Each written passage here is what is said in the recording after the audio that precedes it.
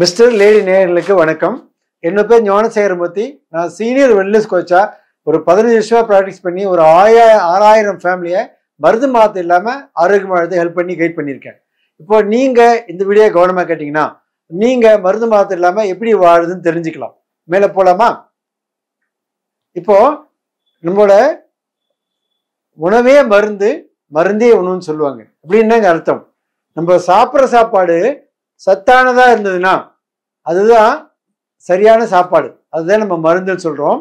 நீங்க உணவே மருந்தா இல்லைன்னா மருந்தே உணவா எடுக்கக்கூடிய டைம் வந்துடும். இப்போ நம்ம அது மாதிரி போகாம இருக்கிறதுக்கு தான் இந்த வீடியோக்குள்ள உள்ள போறோம். நீங்க எப்படி சாப்பிட்டா ஆரோக்கியமா இருக்கலாம், எதை சாப்பிட்டா ஆரோக்கியமா இருக்கலாம், எதெல்லாம் சாப்பிடாம இருந்தால் ஆரோக்கியம் இருக்கலாம், இது மூணுமே நம்ம பார்க்கலாம். ஓகேவா? இப்போ ஃபர்ஸ்ட் எப்படி சாப்பிடலாம்னு பார்க்கலாம். நொறுங்க தின்னால் 100 ஆண்டு வாழலாம்னு சொல்லுவாங்க. நீங்க சாப்பிட்ற சாப்பாடு திருவள்ளுவர் சொல்லுன்னா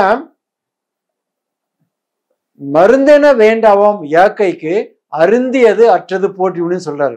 அப்படின்னு அர்த்தம், நீங்க சாப்பிட்ற சாப்பாடு செரிச்ச அப்புறம் நல்லா பசி எடுத்து சாப்பிட்டீங்கன்னா உங்களுக்கு மருந்தே தேவையில்லை அப்படின்னு நான் சொல்லலைங்க. 2000 வருஷத்துக்கு முன்னாடி திருவள்ளுவர் சொல்லியிருக்காரு. அது ஏன் நீங்க அப்ளை பண்ணக்கூடாது? இப்போ மருந்தேனா வேண்டாம் யாக்கைக்கு அருந்தியது அற்றது போட்டின்னு சொன்னேன். இப்போ நம்ம சாப்பிட்ற சாப்பாடு டைஜஷன் ஆகி அப்சர்வேஷன் அப்புறம் நல்லா பசி எடுத்து சாப்பிட்டீங்கன்னா உங்களுக்கு மருந்தே தேவையில்லை.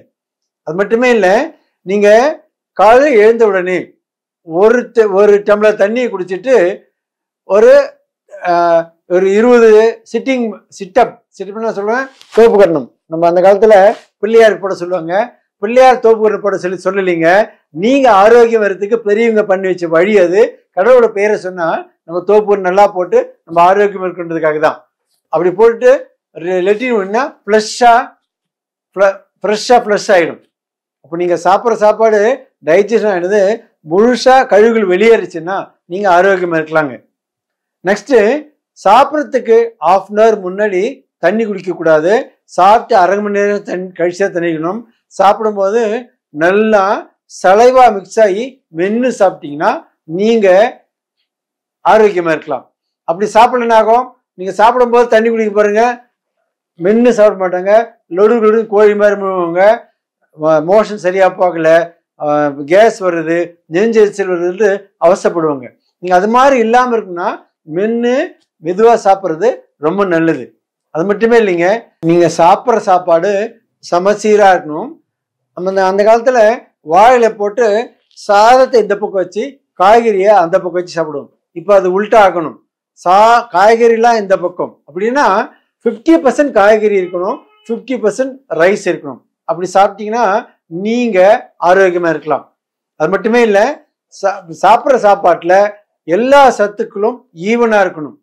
கார்போஹைட்ரேட் இருக்கணும், வாட்டர் தேவையான அளவு குடிக்கணும், புரோட்டீன் இருக்கணும், ஃபேட் இருக்கணும். இதெல்லாமே சரிவிகிதமா இருந்ததுன்னா நீங்க சாப்பிட்ற சாப்பாடு உங்க செல்லுக்கு சரியா சப்போர்ட் பண்ணும்.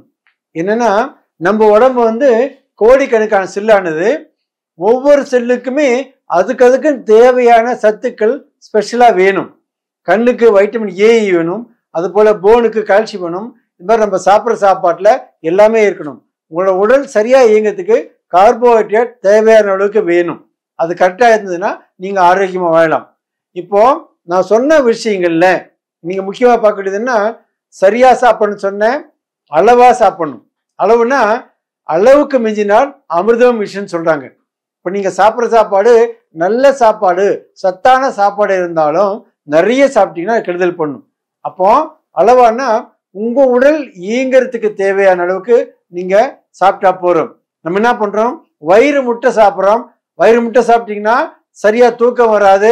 அது மட்டுமே இல்லாம காலைல எழுந்தீங்கன்னா அடிச்சு போட்ட மாதிரி டயர்ட் ஆயிடுவீங்க. அளவா சாப்பிட்டீங்கன்னா ஃப்ரெஷ்ஷா இருக்கும். அப்போ நீங்க சாப்பிட்ற சாப்பாடு அளவானதாகவும் இருக்கணும், சத்தானதாகவும் இருக்கணும். நெக்ஸ்ட் பாத்தீங்கன்னா, இப்போ நீங்க இதெல்லாம் கடைபிடிச்சா மட்டும்தான் உங்க உடல், நீங்க இருக்கீங்க இல்லையா, this is not you, this is your vehicle. இந்த உடம்பு என்னோட வண்டி. இந்த வண்டிக்கு, இந்த வாய்க்கு, இந்த கைக்கு எது சாப்பிடணும், எப்ப சாப்பிடணும், எப்படி சாப்பிடணும் சுத்தமா தெரியாது.